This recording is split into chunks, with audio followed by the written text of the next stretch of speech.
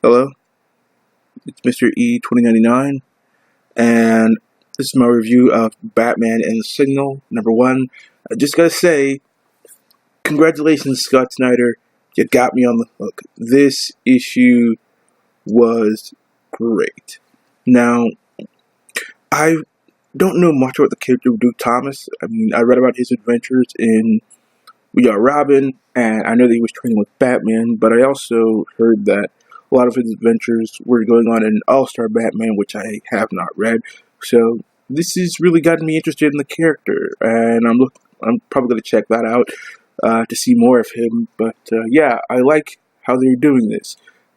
Duke Thomas has powers, but it's really his training that lets him be a hero, because his powers aren't something that he can really go out with and start fighting crime. You know, they help him, but the training makes him.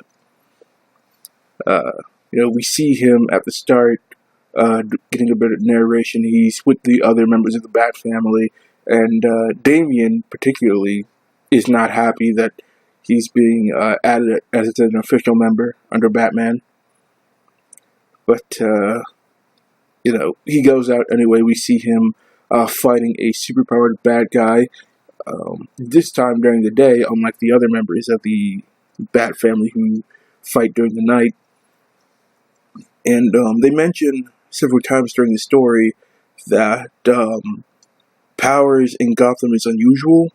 They say that people have lab accidents, but metahuman powers are unusual for Gotham City, especially during the daytime. They say that daytime is when it's supposed to be safe, but now metahumans are popping up. So we need someone to fight during the day. That is Duke Thomas. His powers apparently revolve around light and seeing light visually in a bunch of different ways. He can see where the energy was focusing on his enemy, so he could know where to strike, and he could use his light power as a sort of replay device to see what people were doing a few moments later, and from that he can read lips.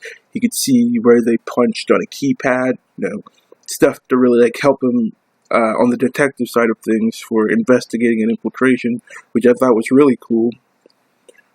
And yeah, the fight, he's a good fighter, but he's obviously still very green. We see, the first time we see him against an opponent, it's not really going all that well. But yeah, he's got some interesting weapons. I believe they are called Kusarigama. They're sickles with chains attached, but the blades on his sickles are shaped like half of the bat emblem, which I think is really cool.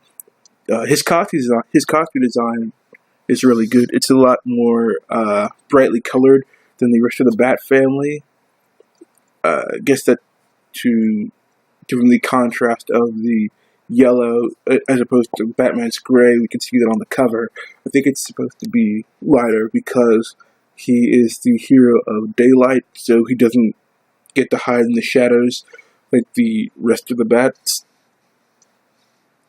So yeah, this was a really good issue. I really enjoy it, and yeah, they seem to have a good thing going. It says it's a 3-issue miniseries, but I hope they eventually turn this into a series, because I feel like this has a lot of potential, and I really want to see more of this. I'll definitely go back and read All-Star Batman. But yeah, this is a good book. I highly recommend you pick it up. If you don't pick this up, you could be missing the start of something really great.